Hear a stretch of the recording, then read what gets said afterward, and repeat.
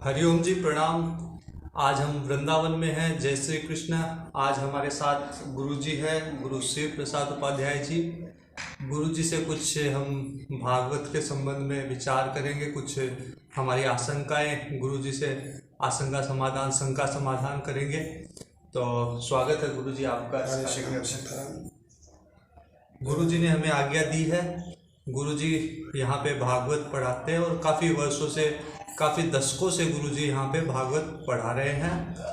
गुरु जी, एक जो परंपरा भगवान ने शुरू की थी, भगवान ने उद्धव जी को ये आदेश दिया था कि उद्धव, तू इस भागवत के इस ज्ञान को ले जाकर और बद्रिक आश्रम के ऋषियों को प्रदान कर, ताकि परंपरा के रूप में ये ज्ञान आने वाली पीढ़ी तक पहुँचे।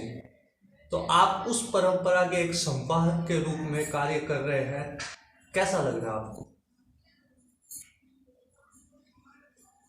सबसे पहले तो मैं ये कहूँगा, उद्धव जी भगवान का संदेश लेकर जी श्रीधाम वृंदावन आए थे। जी। अच्छा, वहाँ बद्रिक आश्रम से पहले श्रीधाम वृंदावन आए थे? नहीं, ये भगवान जब वृंदावन छोड़कर मथुरा गए जी,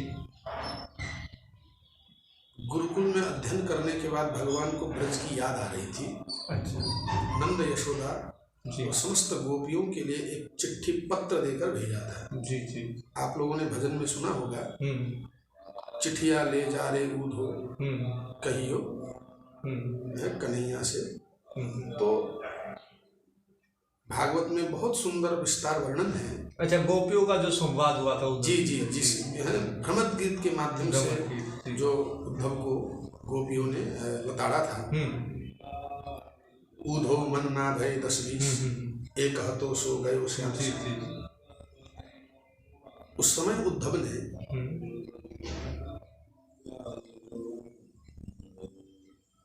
ब्रज छोड़ते समय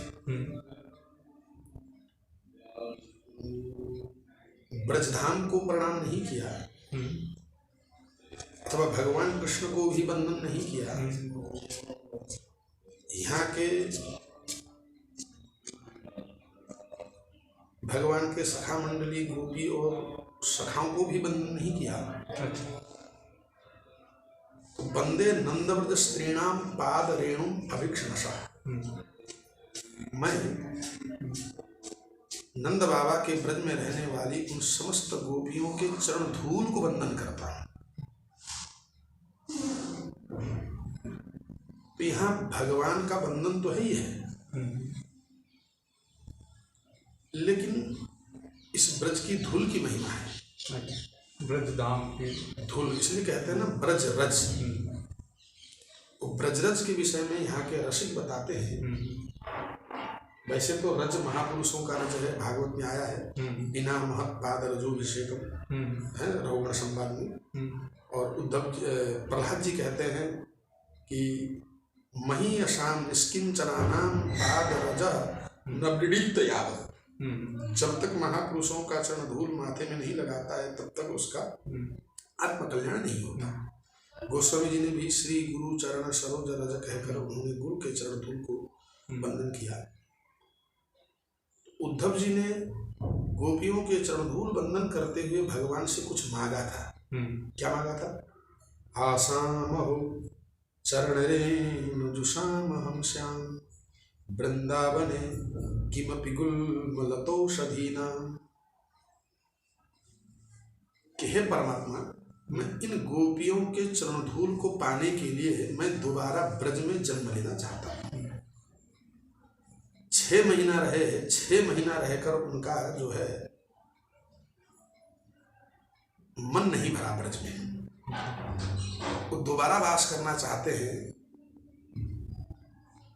किंतु भगवान ने जाते जाते उद्धव से कहा कि तुम बद्रीनाथ जाओगे जी।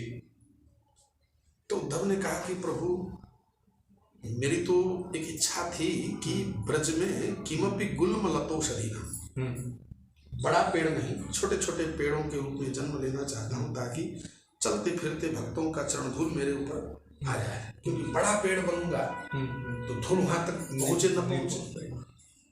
लेकिन भगवान ने जाते जाते उद्धव को कहा, नहीं नहीं, मैं स्वधाम जा रहा हूँ, मेरे में जो ज्ञान है वो ज्ञान लोगों को तुम देते रहोगे, एक परंपरा के रूप में। एक परंपरा के रूप में। तो उद्धव जी के सामने ये जब दोनों बात निकल के आई कि इच्छा है ब्रज में जन्म लेने का जी, किमपि शब्द है वहां में, किमपि गुलमलतो सदिनम, इंसान बनाना हो, मनुष्य बनाना हो तो पुण्य है कि नहीं, आप बनाओगे नहीं बनाओगे तो कम से कम लता पर बेल भी बना दोगे तो भी मुझे चरण धूल मिल जाएगा, मुझे चरण धूल लेना है। लेकिन आज्ञा हुई बद्रीनाथ जाओ।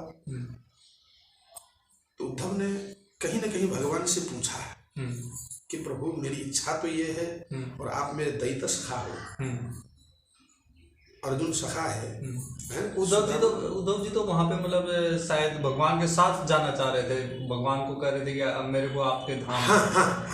हाँ स्वधाम नयमा, हाँ यहाँ भी है। तो लेकिन भगवान ने कहा नहीं, क्योंकि मैं जाऊंगा तो कुछ भक्त रोएंगे, तो उन्हें समझाने के लिए कोई तो चाहिए, रोते हुए को आंसू पहुंचने के लिए कि भगवान आने जाने वाले पदार्थ नहीं है, वो खटखटवासी है, ये तुम समझाओ। तो भगवान ने कहा कि देखो उद्धव, ब्रज में जन्म लेने के लिए तुम्हें थोड़ा सा बद्रीनाथ में भी जाकर तप करना होगा। अच्छा। तो भागवत के जब आप उत्तर महात्म्य देखेंगे तो उत्तर महात्म्य की उस पंक्ति को मैं बता रहा हूँ आपको, साधन भूमि ब्रज भूमि, साधन भूमि बदरी भूमि, क्या साधन भूमि बदरी और फल भूमि ब्रज भूमि। अच्छा। कि ब्रज भूमि में वही व्यक्ति जन्म ले सकता है, अथवा उन्हीं को ब्रज में जन्म मिलता है, अथवा उन्हीं को ब्रज में रहने का सुअवसर मिलता है जिन्होंने बद्रीनाथ में जाकर कभी न कभी तप किया। तो बिना बद्रीनाथ गए, बिना वहाँ साधना किए ब्रज में वास मिलना असंभव है। तो गुरुजी मतलब आप भाग्यशाली हो कि आप उस संदेश के संवाहक भी बन रहे हो और आप ब्रज में निवास भी कर रहे हो। मैं भाग्यशाली कम, सौभाग्यशाली ज़्यादा समझता हूँ क्योंकि मुझे जो है 2001 सन से गुरुजी ने पढ़ाने के लिए आग्रह किया। आप पांडे गुरुजी से? हाँ, मैं पांडे गुरुजी से ही पढ़ा जी। बहुत हाँ, तो गोलोकवासी वैकुंठवासी प्रातस्मरणीय शिवकरण पांडे जो है श्रीनाथ धाम में पढ़ाते थे जी। उस समय हम पैदल पैदल यहाँ रहते थे, तटेश स्थान के पास श्री चैन बिहारी कुंज, जहाँ के महंत स्वामी अनंत श्री विभूषित रूप किशोरदास जी महाराज, जो अभी गोलोक धाम पिछले साल उनका हुआ है जी। तो वहाँ से हम यहाँ आते थे पढ़ने। तो गुरुजी ने एक बार सहज भाव से, उनको कहीं जाना था, कल से शिवम पढ़ाएगा, मैं 1 महीना के लिए जा रहा हूँ। अच्छा, बिना आपकी तैयारी? हाँ, मैंने कोई तैयारी नहीं। तो कृष्णाय वासुदेवा विद्यालय छुट्टी हो गई तो हम अपने सब बच्चे जाने लगे। तो मैंने कहा गुरुजी कोई बात नहीं, कोई संवाद नहीं, आपने तो कह दिया। बोले नहीं, मुझे विश्वास है तुम पढ़ाओगे। गुरुजी ने विश्वास किया तो मैं फिर गुरुजी के सामने ज़्यादा कुछ हम बोलते भी नहीं थे, थोड़ा डर भी लगता था। तो 40-50 लोग पढ़ाना होता था विद्यालय में, 1-1.25 घंटा का क्लास होती। तो उस 50 लोग को मैं कम से कम 6 घंटा तैयारी करता था और फिर जाके उसको पढ़ाता था। तो इसी क्रम से फिर पढ़ाते पढ़ाते गुरु कृपा, भगवत कृपा, कुछ हमने भी साधना किया तो इसके बल पर आज खूब ब्रजवासियों का प्रेम भी मिल रहा है और विद्वजनों का आशीर्वाद भी हमें मिल रहा है। गुरुजी, भागवत को जो कहते हैं ये परमहंसों की संहिता है, भागवत विद्वानों का, ये कहते हैं कि विद्वानों की परीक्षा ही भागवत में होती है। हाँ, विद्यावताम भागवत परीक्षा। और रसिकों का जो भक्त है उनके लिए तो मतलब सब कुछ भागवती है। तो आप किस दृष्टि से ज़्यादा देखते हैं कि ये मतलब विद्वानों के लिए है, रसिकों के लिए है, या परमहंसों के लिए, अवधूतों के लिए है भागवत? भागवत सबके लिए है जी यहाँ रसिक जनों के लिए भी है, क्योंकि भागवत में निगम कल्पतरोर गलितम फलम जी सुखमुखात अमृत द्रवसम युतम पिबत भागवतम रसम आलयम। जी। तो यहाँ सारे भेद खत्म हो गए। हाँ, रसम आलयम तो हमारे वैदिक साहित्य में नवरस है। अच्छा। श्रृंगार, हास्य, करुण, वीर, रौद्र, भयानक, अच्छा। विभत्साद्भुत संयश्च शांतोपि नवमो रस। शांत रस यानी भक्ति रस। जी। अब आप वीर रस के पुजारी हो तो आपको वीर रस की कथाएं मिलेगी। अच्छा। आप श्रृंगार रस ज्यादा पसंद करते हैं तो श्रृंगार रस की कथा है। तो भागवत में कहीं द्विविधा है ही नहीं, है किसके लिए है। अच्छा। इसलिए जन्माद्यस्य श्लोक में प्रथम मंगलाचरण में सत्यम परम धीमहि, हम परम सत्य को ध्यान करते हैं। गुरुजी, एक भागवत के संबंध में एक जो बड़ी आशंका आती है वो ये आती है कि भागवत जी में कहीं राधा जी का नाम नहीं आया, लेकिन फिर भी जो भागवत कथा हमको देखने को मिलती है वो पूरी राधामय होती है। नहीं, आप अगर भागवत के उत्तर महात्म्य अगर कोई पढ़ते अथवा कोई समझते उस विषय में और कृष्ण को समझना हो तो पहले राधा को समझना होगा, है ना। तो राधा कौन है, क्योंकि भागवत तो समस्त पुराणों का सार है जी। जब तक हम अन्य ग्रंथों को नहीं देखेंगे, अन्य ग्रंथों को नहीं पढ़ेंगे जी, तब तक हमें भागवत समझना बहुत मुश्किल हो जाएगा। जी। क्यों? क्योंकि तस्मात् ज्योतिरवुद्वेधा राधा माधव रूपकम। भगवान कृष्ण जब धरती में अवतरित होकर आ रहे थे तो एक समस्या भगवान को देखने को मिला आने से 1 साल पहले। जैसे हम कहीं जाते हैं ना, तैयारी के साथ जाते हैं, कोई समस्या न हो, तो भगवान भी धरती में आ रहे थे तो पूरी तैयारी के साथ आए हैं। तो क्या समस्या भगवान को दिख रही थी कि सभी गोपियां मुझसे प्रेम करेंगे, सभी ब्रजवासी प्रेम करेंगे, आबाल वृद्ध वनिता प्रेम करेंगे। गोपियों ने तो व्रत भी लिया कात्यायनी का। तो भगवान ने विचार किया कि धरती में जाऊंगा तो मुझे भी किसी न किसी से प्रेम करना होगा।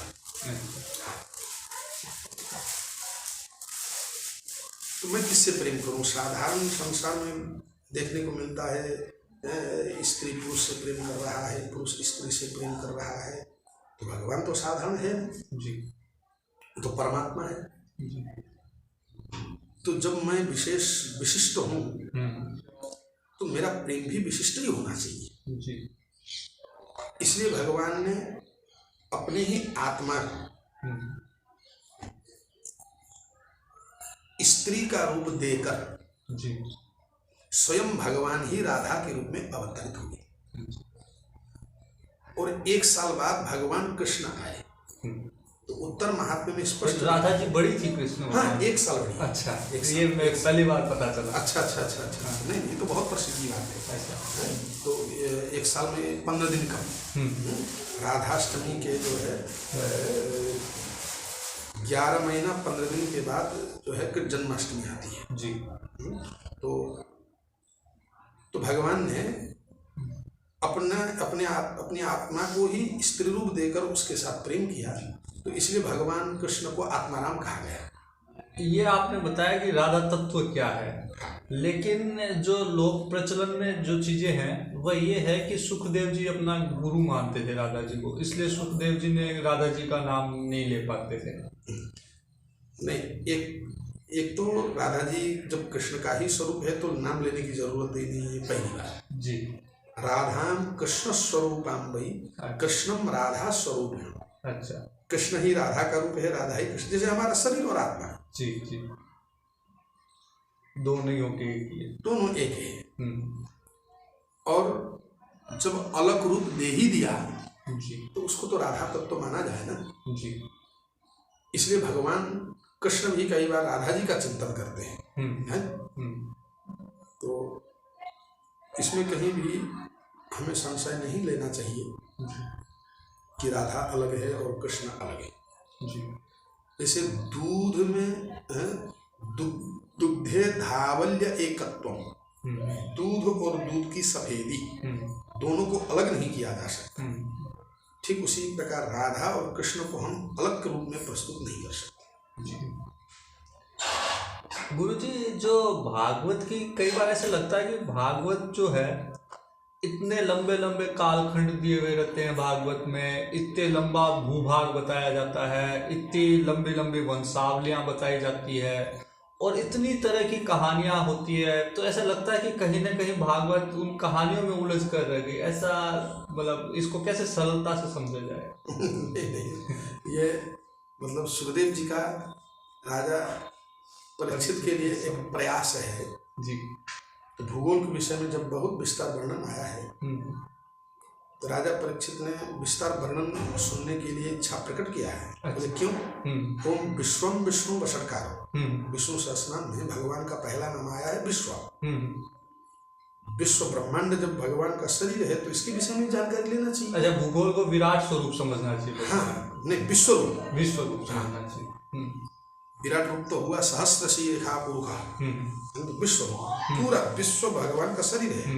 तो विश्व के अंदर आने वाले सारे पदार्थ भगवान के अंग प्रत्यंग है। तो जितना विस्तार होना चाहिए, सुखदेव जी ने राजा परीक्षित से कहा कि भाई मैं ये भगवान का शरीर है विश्व है, इसलिए मैं इसको तुम जितना चाहोगे उतना विस्तार नहीं कर पाऊंगा। प्राधान्य एवं व्याख्यास्यामा भूगोल का विशेषण। ऐसा विस्तार में भी मतलब प्राधान्यता ही थी। हाँ, केवल मुख्य मुख्य विषय में ही चर्चा की गई है।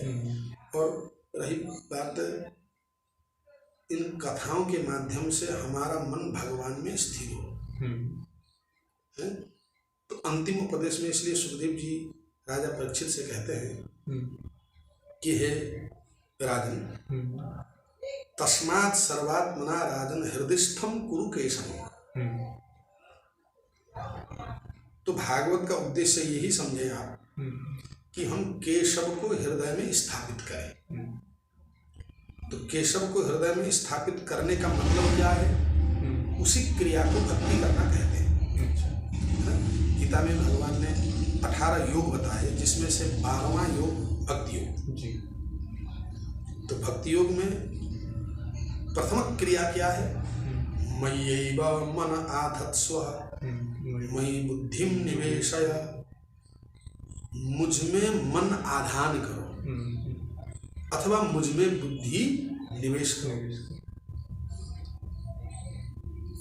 अथत एतद अपि अशक्तोऽसि, इसको नहीं कर पा रहे हो तो फिर दूसरा तीसरा चौथा 4 बात वहां बताई गई है। अभ्यास योगेन, अभ्यास योग करो। तो अभ्यास नहीं कर पा रहे हो तो मत कर्म परम भव, ये भी नहीं कर पा रहे हो तो सर्व कर्म फल त्यागम गुरु। ये 4 बातें। तो मन को भगवान में स्थिर करना जो गोपियों ने किया।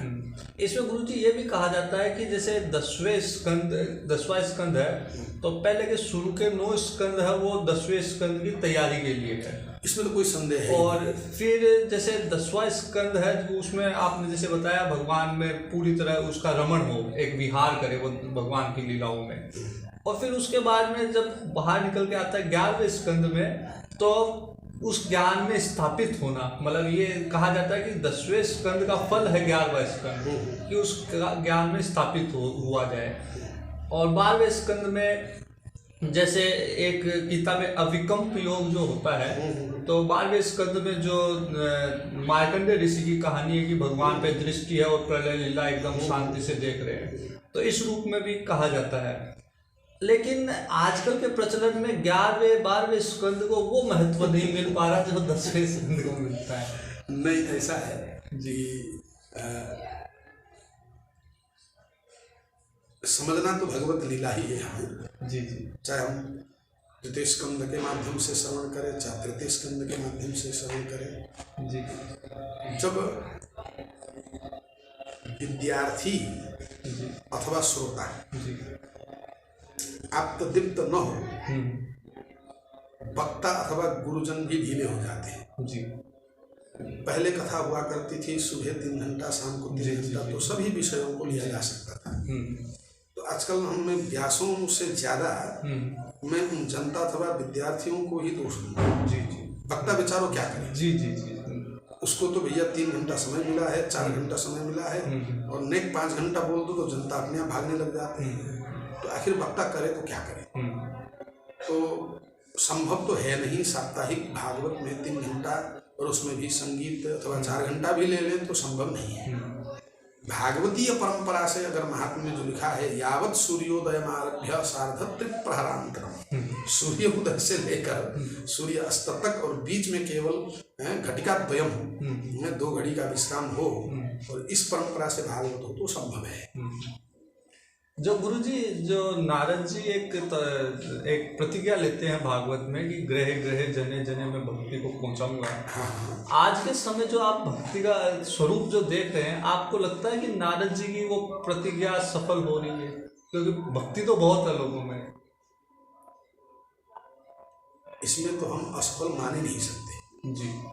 हाँ, जरूर कुछ विकृतियां देखने को मिलता है जी भागवत के मंचों में भी, लेकिन मुझे लगता है चलो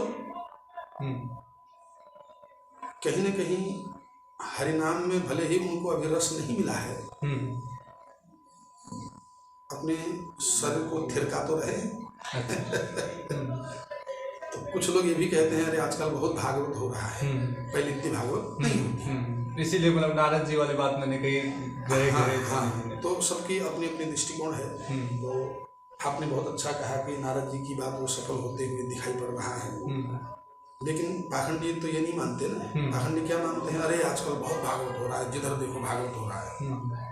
तो किसी ने हमसे भी कहा, तो मैंने कहा यार पहले पाप कम होते थे इसलिए भागवत कम होती थी, झूठ छल कपट कम होते थे। मतलब जितने मरीज हो गए उतने डॉक्टर हॉस्पिटल बस इसलिए इसमें कोई आपत्ति नहीं। अच्छा गुरुजी, बहुत अच्छा लगा आपसे चर्चा करके, बहुत आपने हमारी शंकाओं के समाधान किए।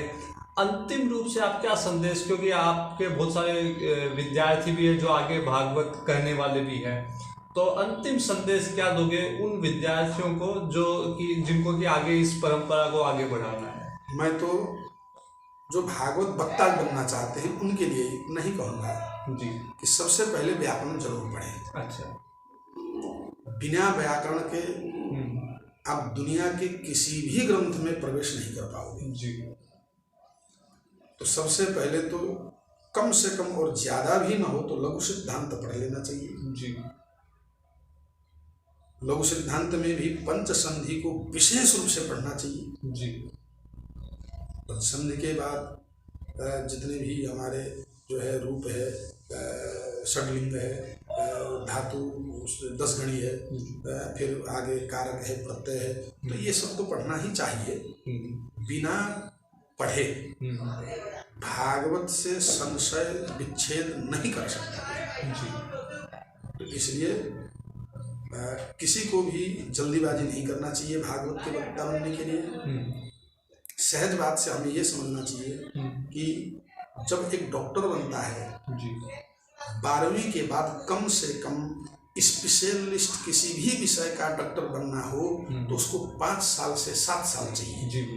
और बहुत पढ़ाई करना होता है, तब जाके वो पूरा शरीर बॉडी चेक नहीं कर सकता। या तो आंख का डॉक्टर बनेगा या तो कान का डॉक्टर बनेगा।